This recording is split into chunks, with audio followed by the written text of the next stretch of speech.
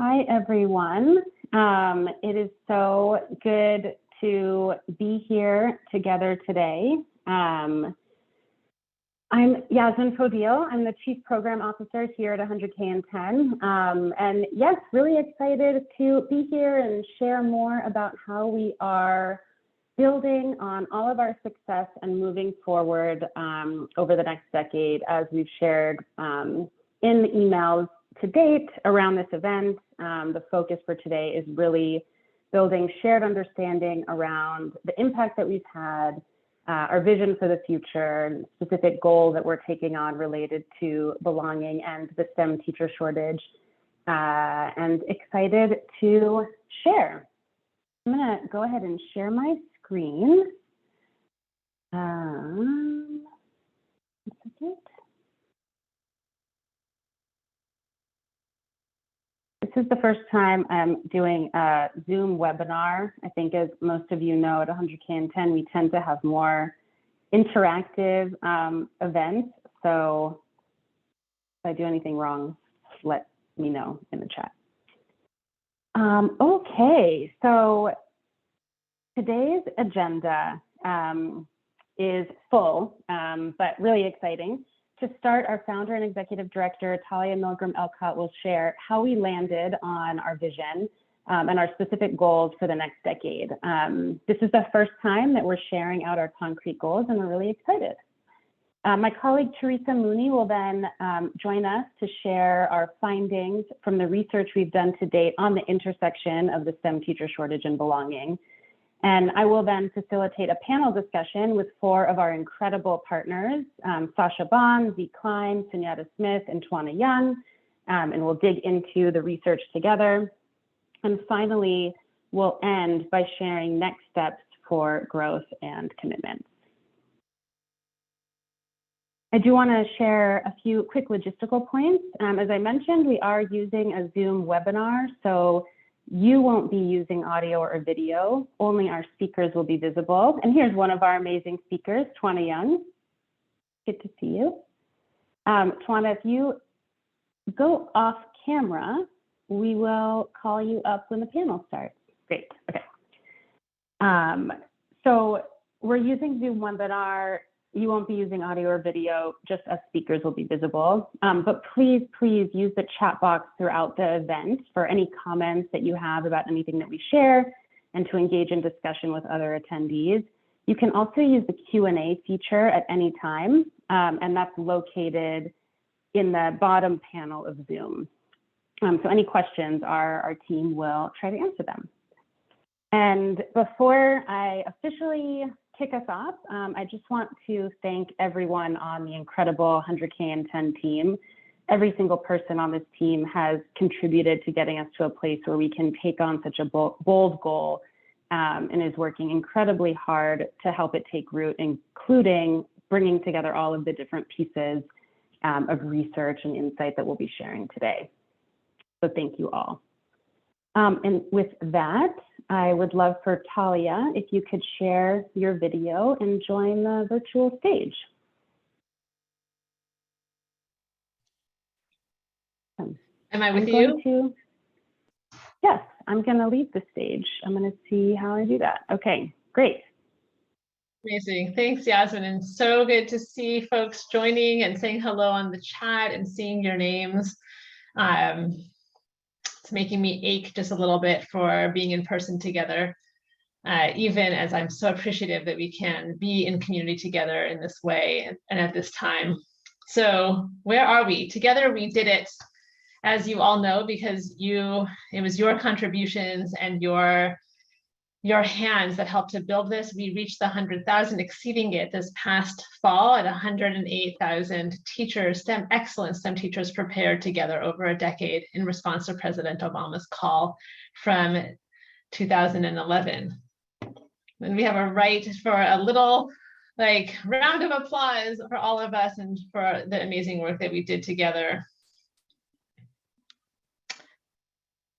And what we also know is that we are not at the summit yet, not that final peak where we need to go. 60,000 STEM teachers leave every year in countries with healthy attritions and turnovers, it would be more like 25,000. 62% of high schools that serve predominantly Black or Latinx students do not offer calculus. The numbers are similar for physics and for chemistry, and 75% of high poverty high schools do not offer computer science. So we know that our work remains, and the road to the mountaintop is still in front of us.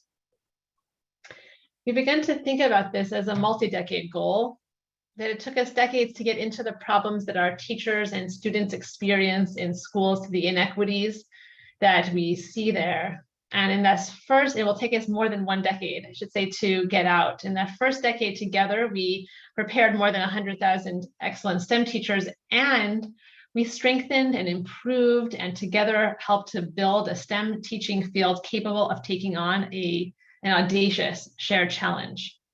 And what we are coming to see is that in the third decade, we believe we can end the STEM teacher shortage with equity, representation, and belonging at the center.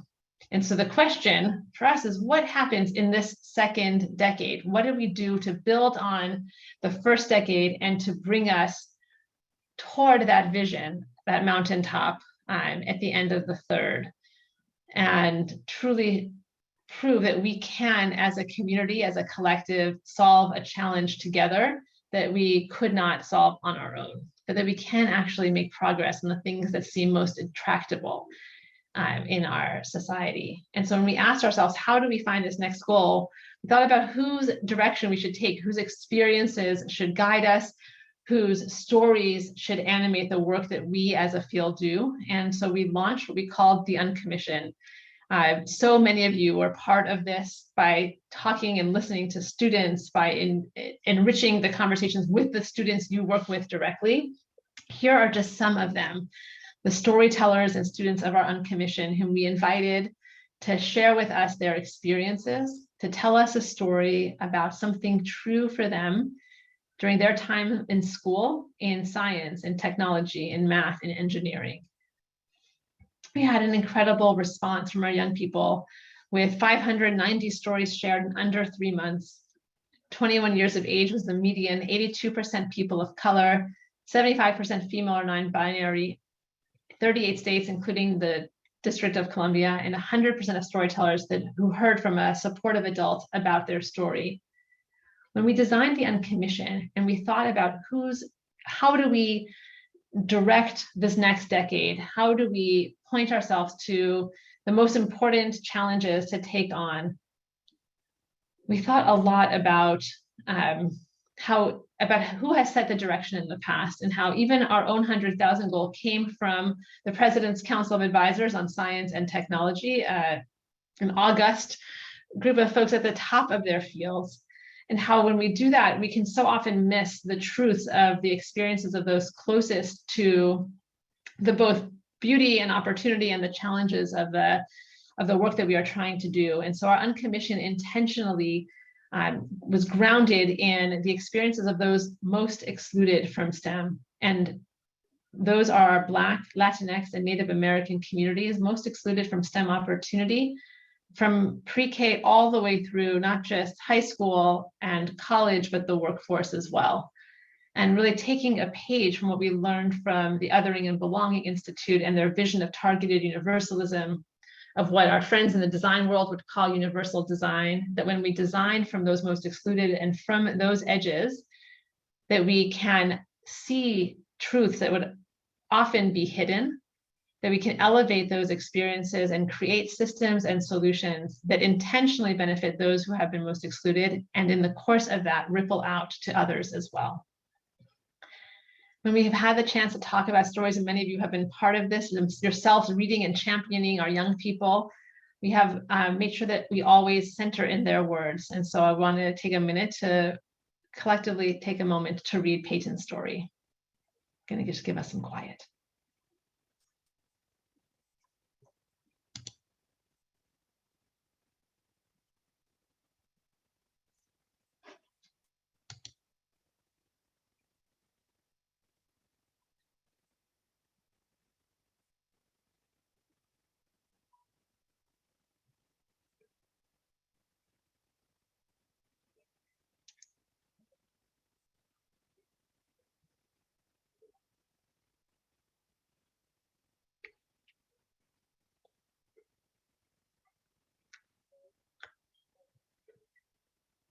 If you haven't had a chance to read other stories, they are all on the Uncommission website, and they are truly amazing. They have changed me, and I think for all of us on the team, I can say that that is true. Each one of these stories. I hope that Dr. C can hear Peyton singing the photosynthesis song.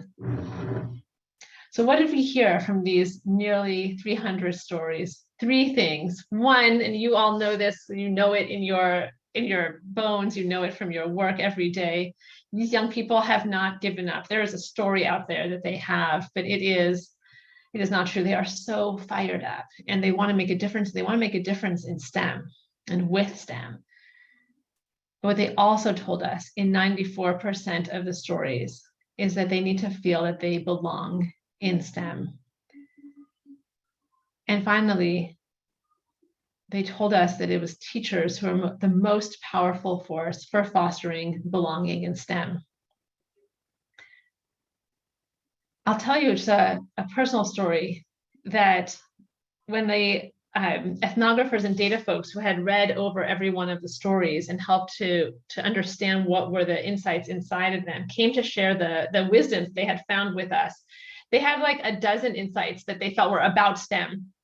And then they had this one insight that had just shown up in almost each one of the stories they heard that was about belonging, but you could see in the meeting that they were visibly nervous to share it. Like, how would those of us who were like STEM people, how are they going to respond to this thing that felt like it wasn't STEM, that it was soft like this? And they shared, and I'm going to share with you in just a moment the words of the young people themselves. And actually, we can look at it right now. They shared their words, the words that had to do with belonging or an experience of non-belonging in STEM. And they said, like, this is the big finding that we had. And thank you, Yasmin. This is the big finding that we had. Here are their words from these young people about what they were experiencing.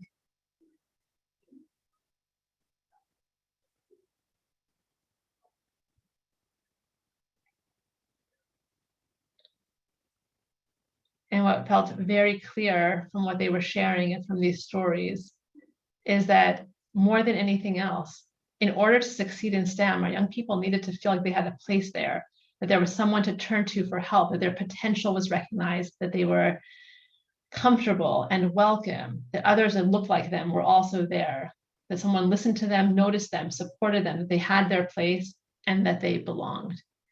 And more than anyone else, it was teachers who made this shift toward belonging possible. When that shift happened, and sometimes it was after years of experiencing or feeling that they didn't belong, it was teachers who did it. So where does this bring us as a goal, as a network?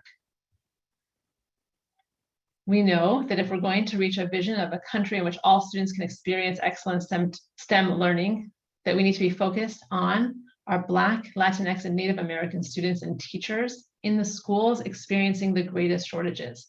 There is no way to that end goal that isn't through this. And what does that look like?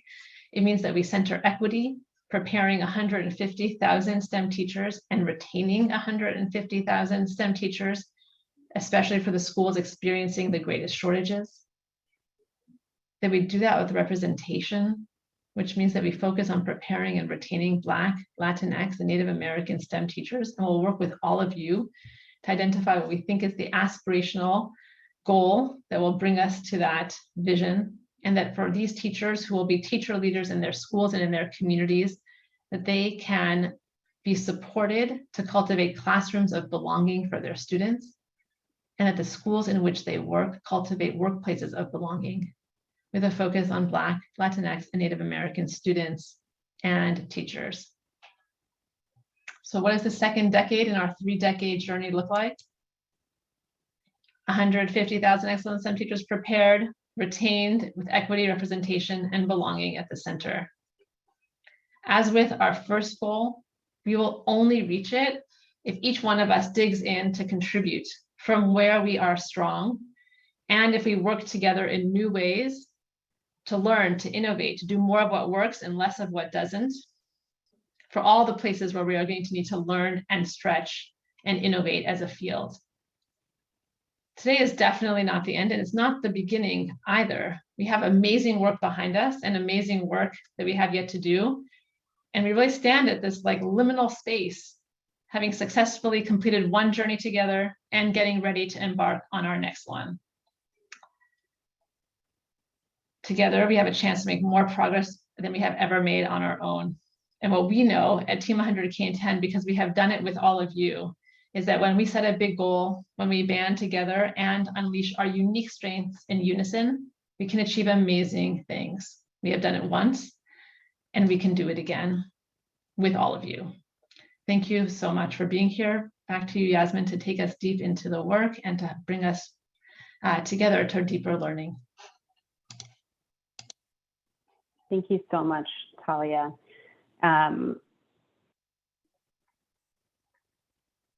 I love this vision and this goal. So many partners in our network have already been doing work at this intersection in their day-to-day work, as well as in collaboration with other partners in the network. And it's really exciting to take this on together as a full network. And personally, as someone who has experienced the power of feeling belonging in STEM and other contexts and the heartache of non-belonging, I'm just so personally inspired by this work and direction, and so grateful to be doing this with all of you.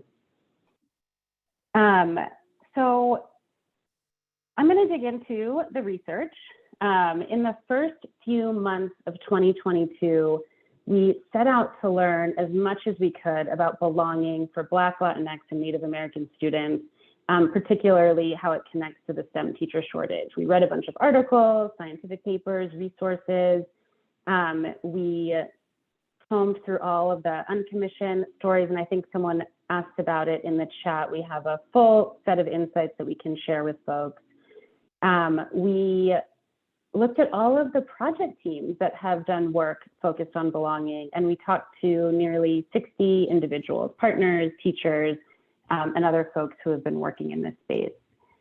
The research that we're going to share, the findings we're going to share today cover what the field broadly knows about belonging. And we know that a lot of this information is likely not going to be new to you or to many of you. It's really meant to represent our preliminary understanding of this intersection at this specific moment in time, and what will become our collective understanding of this intersection.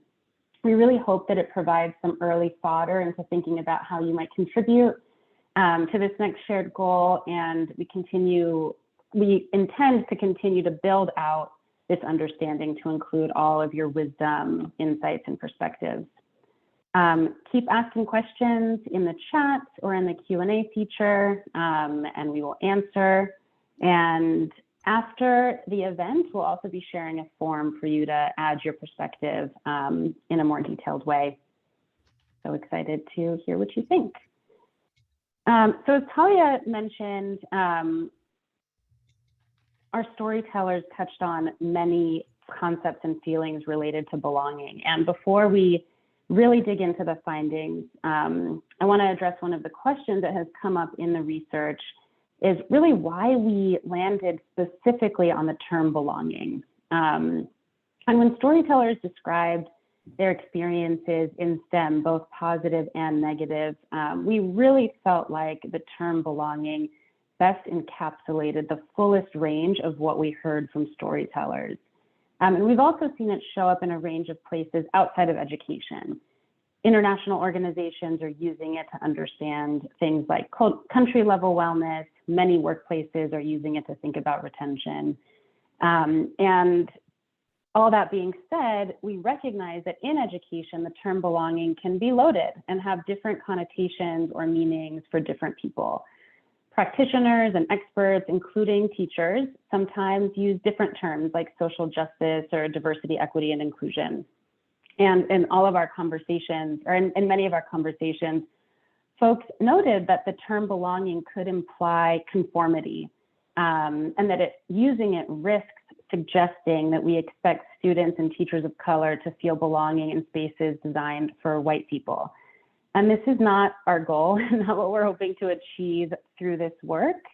But we want to name it because we want to acknowledge the complexity of using the term belonging. And our intention and our hope is that by co-creating a shared understanding of everything we mean about this intersection, and when we use this term, we can hone in on all of the factors that we need to work on to enable us to truly reach equity and excellence in STEM teaching and learning. So I just want to share that for you to keep in mind as we share our findings to date around belonging. And with that, I would like to introduce my amazing colleague, Teresa Mooney, who did incredible work bringing together so many different pieces of research into what she's going to share today. Thank you so much, Yasmin. I'm so excited to be with you all, sharing a little bit more about what we know about belonging to date, starting with what we mean by this feeling of belonging. So through the research process, we heard all sorts of ways to think about what it means to have a sense of belonging in STEM, which we've summarized on this slide.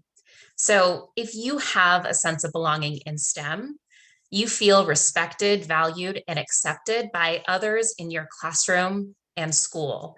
And so what's really core to this piece of belonging is having strong social connections to others around you. If you feel a sense of belonging in STEM, you also feel like you have agency, meaning you feel empowered to make demands of the environment that you are in and not just conform to structures that are already in place. If you feel a sense of belonging, you also feel like you can show up without betraying your authentic self. Belonging means that you shouldn't have to deny any core part of your identity in order to fit in. If you feel a sense of belonging in STEM, you also feel like you can succeed and also that you are supported to do so in your courses and also your longer-term career ambitions. And finally, if you feel a sense of belonging in STEM, you also likely feel a personal connection to STEM. You see a purpose for yourself in the content, and you know that you can make a difference using that content. So while belonging is something that is felt internally, we don't want to imply that students of color need to conform to structures that were ultimately not designed for them in order to feel like they belong. We, as we think about belonging, are really thinking about how we can influence that feeling of belonging. And so we're emphasizing the processes, practices, and structures that we can put in place that enable conditions that make true and sustainable belonging possible, especially for Black, Latinx, and Native American students. So through our research process, we identified several factors that impact a student's sense of belonging. We don't intend for these factors to be considered exhaustive. We are really excited to get your feedback and continue to build on this list in the weeks and years to come. But the factors that we saw through the research that really influence belonging manifest in a few different ways, which we've categorized on this slide. Belonging can manifest institutionally, instructionally, through self-conceptualization, and then also through teacher belonging. And on the following slides, I'm going to go into each of these in a little bit more detail. So starting with institutional structures, what we mean by that are the state, district, and school level policies, laws, and regulations that all exist outside of the classroom, but impact what's happening within a classroom. So there are lots of ways that this can show up, but a few that came up in our research is that research shows that students of color, they feel a greater sense of belonging when they have teachers with whom they share a racial and cultural identity. So that's teacher demographics. We also heard from the research that we can think about fostering belonging by rethinking how students are assessed and how teachers are evaluated through our accountability systems. We also heard that curriculum and what courses are taught in schools can reinforce or undermine how students perceive themselves within STEM classes and whether they see themselves reflected in STEM content. We also heard a lot about policies like dress codes and disciplinary policies. Dress codes, for example, can celebrate diverse forms of self-expression and really lead to a sense of belonging. And then we also heard a lot about STEM climate. So often STEM institutions can feel very chilly, especially as students advance in their learning journeys. And so STEM institutions can prioritize creating a counterculture of belonging rather than perpetuating that normative, chilly climate that often surrounds STEM. Moving on to instructional practices, what we mean by that are the norms, pedagogical tactics, and the social dynamics that exist within classrooms. And here are some of the ways that belonging might manifest instructionally. The teacher-student relationship is incredibly important to belonging, as we heard from our uncommissioned storytellers. Belonging really results from students feeling seen, heard, and valued and cared for by teachers and then other adults within the building. We also heard that when teachers clearly and passionately connect content to real life, that can help make meaning and lead to a real sense of belonging in the subject matter. We also heard that it's powerful when teachers encourage students of color to explore their racial identity and understand the value of their cultural heritage in positive ways within the classroom and in STEM specifically. We also heard that teachers can implement classroom practices that can offer clear and consistent messages about how students can succeed, and also reaffirm that they are supported to succeed within the classroom. And then finally, we heard about how teachers can create a classroom environment where students are encouraged to foster belonging for each other. That peer-to-peer relationships can really serve as an important pathway to belonging for students in STEM. Self-conceptualization is the idea that belonging can be like a muscle, a skill set, or habit of mind that can allow someone to navigate whatever external factors and setting they might be in. So some experts describe belonging as something that can be cultivated within oneself and actually developed within students. And when it comes to teachers, we heard that all teachers can benefit from doing inner work about their ideas of belonging. So their concept, their mindset about belonging, their beliefs, and their racial consciousness specifically. We heard that both white teachers and teachers of color can really benefit from this work because it's essential that all teachers create belonging for students of all backgrounds. And we heard from our partners and our teachers how so many teachers are already creating spaces of belonging across differences. And there are so many other teachers that are eager to learn how to do this even better within their classrooms.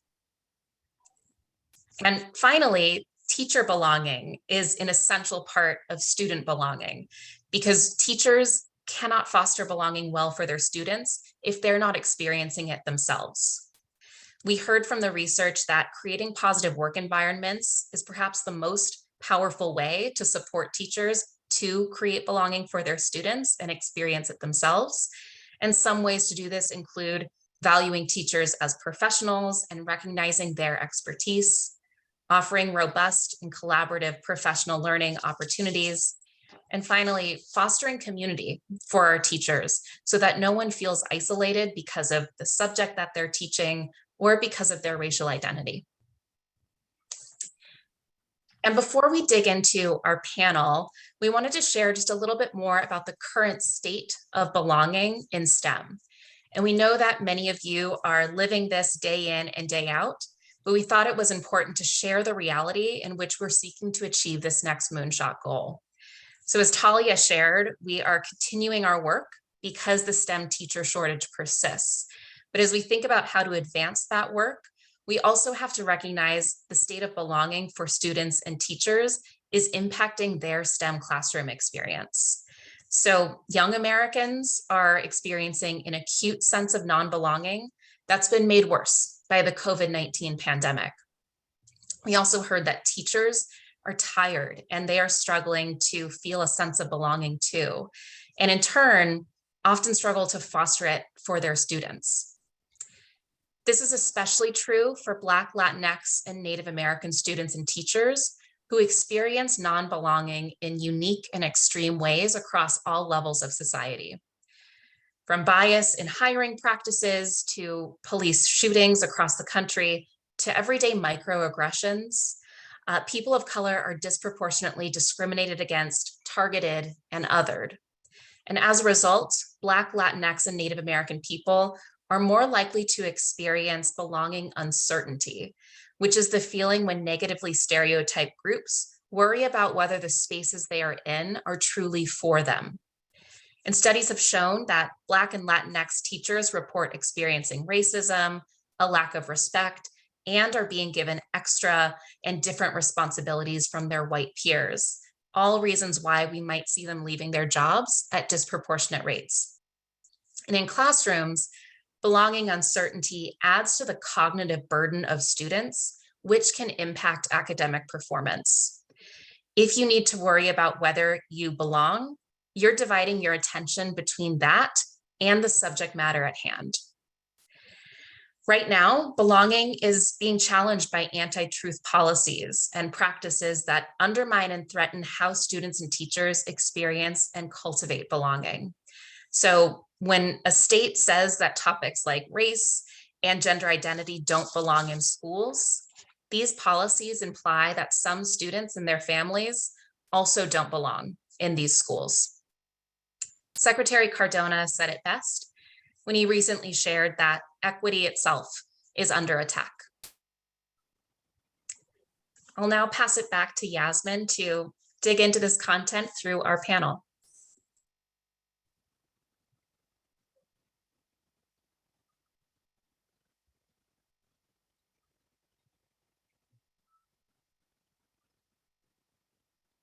Thank you so much, Teresa, for taking us through that powerful, powerful research and the sobering reality that we are all operating in. There is so much exclusion in STEM in particular, and it will truly take all of us to reach these goals and overcome these challenges. It's what we need to do. And if we do, so much can be transformed. And with that, I am absolutely honored to bring our incredible panel of partners onto the virtual stage to reflect on and dig into what we have shared and how we might take action together. So Sasha, Zee, Sunyata, and Twana, if you can unmute yourselves and put your video on. Yay. I think you're all here. Wonderful. So Sasha Ban, hi Sasha. Sasha is the Senior Program Manager of Citywide Programs at the New York City Department of Education. Zee Cline is the Statewide Director of the California Academic Partnership Program at California State University. Sunyata Smith is an Assistant Professor at City University of New York at Lehman College. And Twana Young is a Vice President of Curriculum and Instruction at Mind Research Institute. All of these amazing folks have been incredible partners in the 100K10 network, working on lots of different collaborative projects at the intersection of the STEM teacher shortage and belonging. And I'm so excited to chat with you all today. So I'd love to start with just a broad question. What are you most excited about as it relates to our goal and the emphasis on fostering belonging for Black, Latinx, and Native American students and teachers? Yeah, so I guess I'll take that question first. Really, as you articulated, feeling a sense of belonging is absolutely critical because as human beings, we all have an innate desire to feel a sense of belonging. So one of the most important questions, if you think about it, when people ask themselves in deciding to either enter, continue, or abandon a particular pursuit is, do I belong? However, despite this, we know that STEM remains a space where a lot of students feel as though they don't belong, as was articulated. So this is extremely, extremely troubling, particularly because evidence, as you articulated, shows that when students don't feel a sense of belonging, they are not really able or capable of really succeeding in STEM. And as you also articulated, when students have an elevated sense of belonging, they're more engaged, they're more motivated, and they also earn higher grades and persist in STEM. So really, given the central importance of belonging in STEM. I'm so excited for this to be at the forefront of the work that we're doing, because a lot of times we don't think about a sense of belonging as being a critical component in succeeding in STEM. And if I can just quickly add one more thing, additionally, with regard to the broader implications, really confronting this issue will have a big impact of the future of STEM in our country, because we know that the US was once an uncontested global leader in science innovation.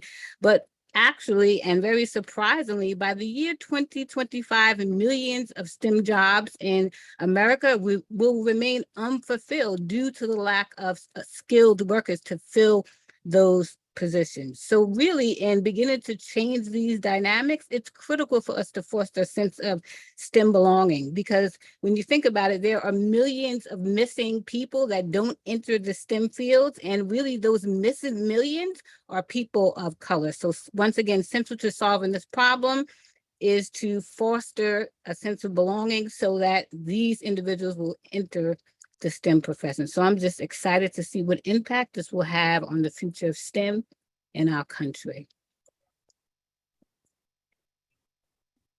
I'll go next. I think this is an incredible opportunity for us to emerge as national leaders in this area, because nobody else is talking about it and no one else is thinking about the what if question. What if after the pandemic, we didn't go back and do things the way we used to do them?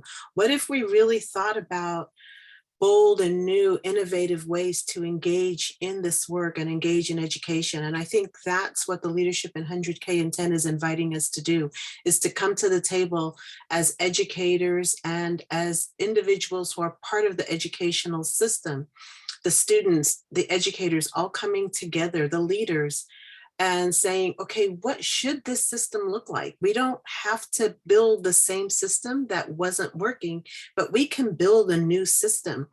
And to me, that's the most exciting part of this work, is just this opportunity to dream about what could be if we left all the constraints of the system behind that weren't working, and we brought forward those things that did work and built on those.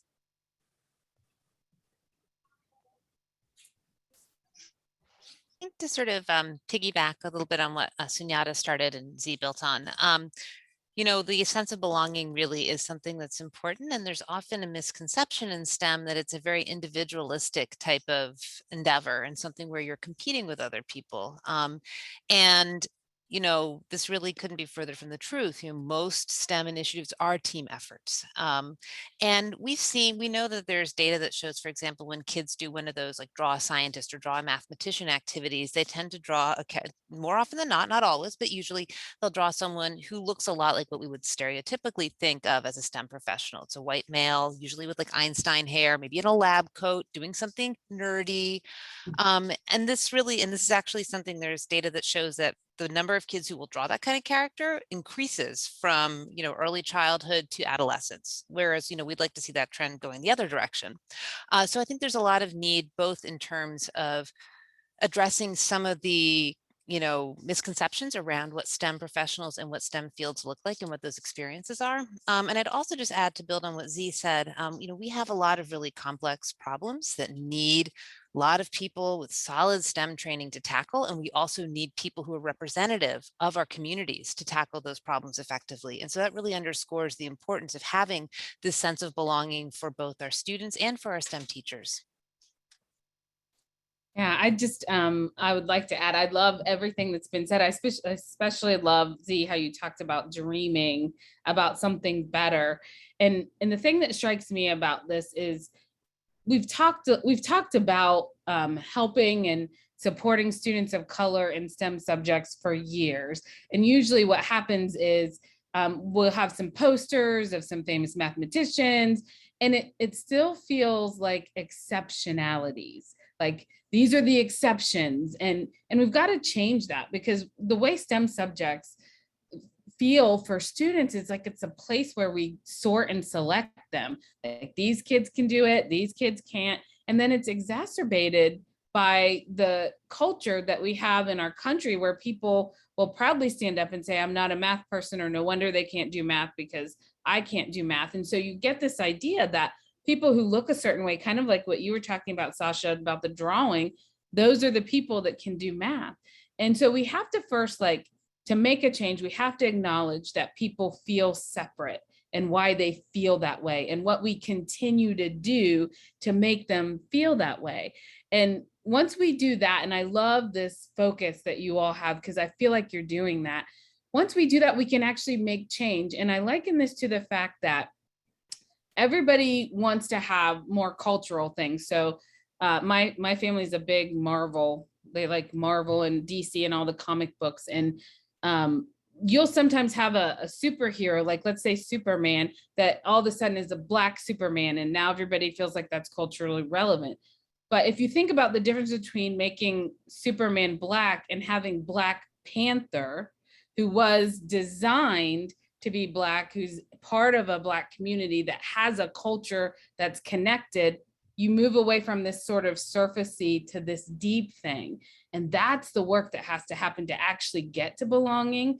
It has to be really deep. And so to do that, we have to center our students of color so we can see them and see their perspectives and see their needs and see their brilliance, and then design our curriculum and our pedagogical practices in a way that they can see themselves and they don't think of themselves as the exception. They know that, of course I can do these STEM subjects. It becomes of course I can, instead of, well, that certain person can do it and I can't do it. And so I think getting to the authenticity and the deep work of belonging is what has to happen to help people really feel it and make it stick and actually be able to make a difference.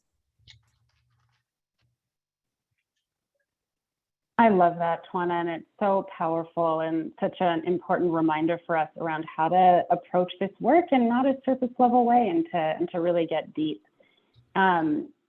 Sasha, you and I have talked about kind of the work that y'all have been doing around culturally responsive and sustaining education at the New York City Department of Education, and the work that I know you've been doing for years around creating culturally affirming content and experiences for students. Can you talk a little bit about how you've been thinking about this work and going deep?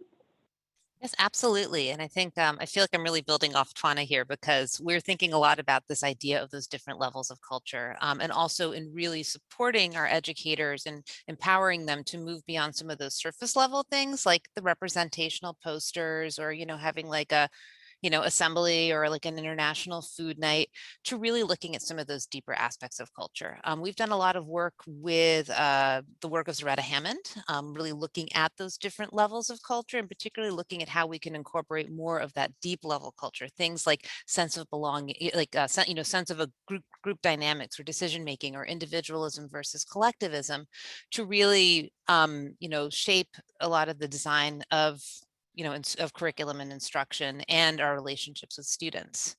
I think in terms of kind of thinking about some of those experiences, we're also really looking at the fact that we work with an incredibly diverse community of students here in New York City, and how can we really bring in their sense of identity and their experiences as assets. This is something that has been really articulated, both in the resources that we've shared, as well as a lot of the resources that New York State has put out. And really use their kind of, their schemas as something to build on, as opposed to trying to kind of create something and make them fit the curriculum. One of the other things that we're doing a lot of, and I think, we're really rich in opportunities here, but I think every community is really trying to support connections to students' real life experiences, and to give them the opportunities to really use STEM to make a difference. I noticed in one of the slides you shared, you talked about, how students were really talking about the desire to use STEM to make a difference in their communities. And that's something we've seen again and again here. And so we've had a lot of, examples of teachers creating experiences such as, for example, investigating, issues of climate change in local communities, or we had an article that came out recently about a teacher who incorporated gerrymandering into math curriculum. So, we're seeing a lot of examples of this. I think we still have a ways to go in terms of really the systemic level change, because people are at different points in that continuum. But we're really looking to support that. And then I think finally also incorporating some of those socio-emotional learning pieces as well, particularly as we're returning from the pandemic and seeing that there's a real need across the board for not only our students, but also our teachers. So I hope that gives you a little bit of insight into some of the things that we're doing here. I love that. Thank you so much for sharing. And, you know, it makes me think about a conversation. We had a chance to meet together, this panel last week, and one of the, we looked at the research together, and one of the things that we talked about and elevated is like the importance of the inner work, the teacher inner work that is supportive of being able to teach in ways that enable the depth that you're describing. And Zee, I think, you know, we were talking about this idea of race consciousness and the importance of like cross-cultural teaching and teachers being able to create belonging for students with shared identity, but also without. Can you talk a little bit more about what you were, what we were discussing? Yeah, and I think that Twanya's example of Black Panther is a great way to segue into that, because I think that all teachers can make a difference with students and creating a sense of belonging. And re-engagement is one of the priorities at the CSU, because we have so many African-American and Latinx students, especially males, that have not come back. And in California, in our community colleges, those students did not re-engage after the pandemic. And so how do you get them to come back? How do you get them to see the relevancy in what we're doing, given that most of their teachers don't look like them right now, and that we have a pipeline issue if they don't come back, because they're our pipeline, right? So how do we get to diversifying the teaching field when we can't even get them back in school? And I think what Sasha just mentioned in terms of understanding that relevancy makes a difference. And I think that came out in the study as well. The students need to feel like what they're doing in their classrooms isn't what they can do with Google, right? We need to get way beyond Ask Google, because they can already ask Google. And when the teacher says you can't ask Google, they're like, so why am I here? So those complex social issues that Sasha was talking about, we had a professor that created the mathematical models for students to work on during the pandemic, so they could see how these scientists were actually doing some exponential work to say, if this happens in November, here are where the numbers are going to be in December. And then you saw that happening in real time. That caught students' attention. It's like, oh, so it's not just solving for X, but there's a real math problem here that can be solved. And so when we apply that to complex social issues, I think we bring the students back and we re-engage them and help them see, although I might not look like you, I can still help you make a difference in your community, in your life, in your state, or in your country, or in the world, however it is you want to do it. And you know, the environmental issues that STEM is going to, the environmental issues that we need to confront, where STEM is going to be the foundation of finding those solutions, are with the jobs for the future that haven't even been created yet, that we're helping prepare these students for. So I think once we understand that as educators, we can start fostering that sense of belonging, in that in your community, you can actually make a difference. One of the things that sits really heavy with me when we have this conversation is, you know, what we have heard from teachers, you know, always, and especially in the last few years, just about how tired they are. And Twana, I know you've thought a lot about how to support teachers to do this deep inner work that is essential to reaching this goal and to doing what we're talking about here today. How do you think about supporting teachers to do this work, given, you know, all of their different backgrounds and the context in which teachers are currently working? Yeah, that's a great question. There is a lot going on for teachers right now. And I think one of the first things that we have to do is give them permission to do it, like permission to engage in this work and do this work. And we have to give them grace, because there's, you know, it's a journey. It's not like we're going to get to this destination by following this recipe, but it is a journey, and it's a journey that people have to take. And we want to make sure that we give them the supports that they need, but we also want to make sure that we set structures in place with their with the content that we're giving them, to give them those guardrails to actually do it. And so one of the things my team has been working on a lot is we've been working on how to help the teachers see this work in their content. So we talk a lot about helping who is a doer of math. And so one of the things we've been looking at is how do you diversify what it means to do math and diversify who does math? And how do we give teachers the instructional strategies that they need, that are right there at their fingertips, that are job embedded? Because a lot of the teachers that I talk to, they just don't know what to do. They haven't had equity training. And so they don't know what to do, and they're afraid to do the wrong thing, but they know they want to help their student. And so you have to like highlight the things that they're already doing. So many people are already doing things in the land of social emotional learning. So how can we take that and build off of it? And how can we get things into curriculums that are baked in? So it's not that I have to go to this training to learn how to do it, but it's baked into my curriculum, and my instructional strategies that I'm using are there. And so that's the work that my team has been doing this past year, is we've been really designing curriculum where the job embedded professional learning is really job embedded, because it's right into the instructional resources, so that as teachers do this, they learn about like culture isn't just like the race. It's not just your race. It's not just your ethnicity, but you have a home culture. You have a culture in your community. And so taking things like this idea, we talk a lot about the Lebombo bone. It's like this 40,000-year-old African mathematical artifact. And it just using that to show kids that cultures from the dawn of time have used math, and then bringing it close to them. How have you used math?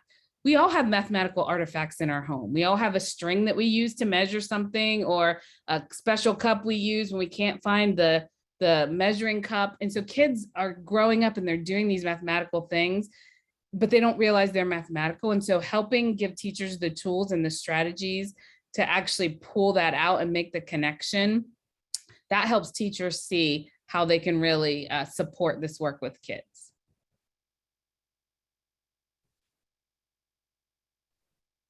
That's awesome. And I think like that baked in concept is so powerful. I want to ask two final questions. And Sunyata, this question is for you.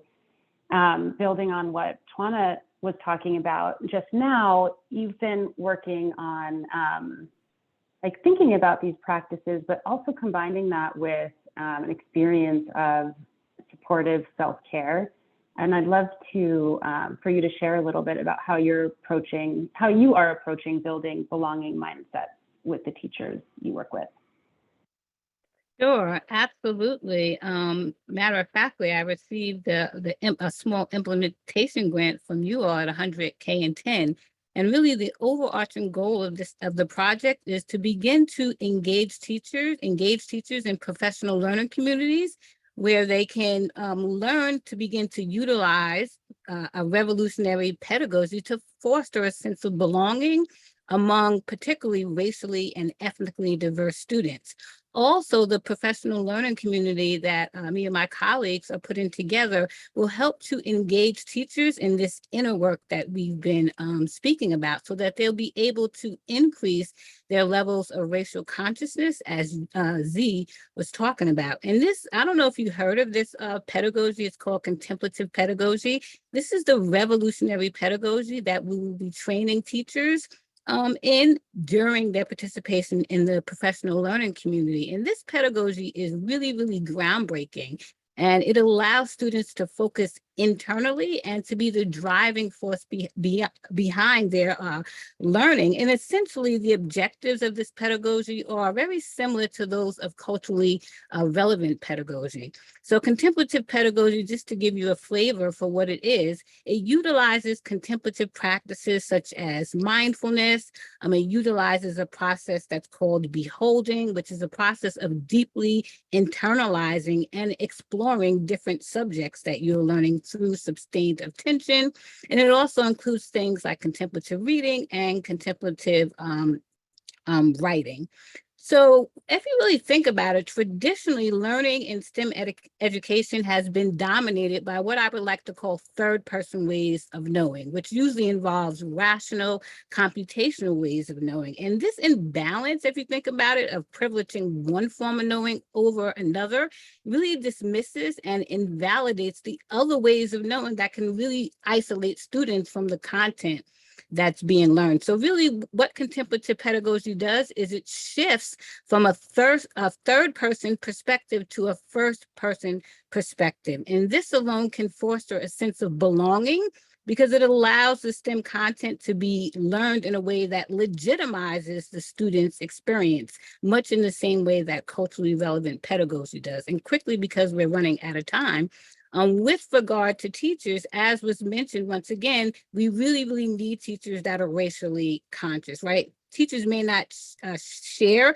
the same ethnic identity with students, but certainly if they're racially conscious, they will be able to begin to foster a sense of belonging among their students. And really historically in K through 12 STEM classrooms, really, not the teacher's fault, but these classrooms have really failed to provide inclusive environments that foster a sense of belonging among students. So we really need to begin to shift the dynamic. And in order to shift that dynamic, as we already mentioned, it is really critical that we begin to train teachers because they play a central role in driving equitable outcomes in the classroom. So very quickly, as was mentioned, central to the process is for teachers to begin to engage in deep inner reflective work.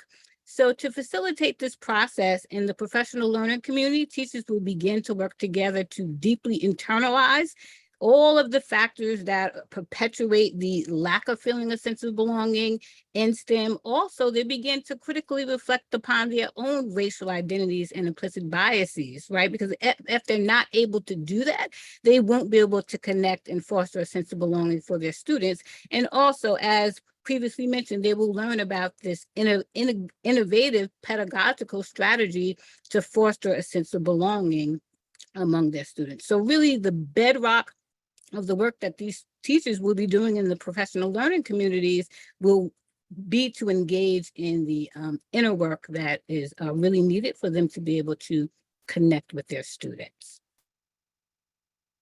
Thank you so much, Sunyata, and thank you so much to each of you, Twana, Sasha, Zee, and Sunyata, just for giving us a little bit of a glimpse into your work and helping bring these findings to life. So grateful for your time. And I want to hear like a popcorn of what you're most excited about. And if you could do that in the chat, that would be great because I want to show a next step slide and let everyone go right this hour. Thank you so much. Okay, I'm going to speed through this very quickly just to share that we are, actually, I'm going to stop doing that. We are releasing our growth and commitments process in early June. We are so excited about moving forward in this direction with you all. And we are going to learn so much together. We really can't do this without you. I'm so excited and hope that everyone who is inspired by and committed to this goal will make a commitment. We are going to be spending the rest of this year learning together about this intersection. We will map the challenges underlying this goal, and we will collaboratively work together over the next decade to address it. Keep an eye out for an email, one feedback email today, and an email next week with lots of detail about what's coming next from a practical perspective. Thank you all so much for being with us today. Truly, truly grateful for your partnership.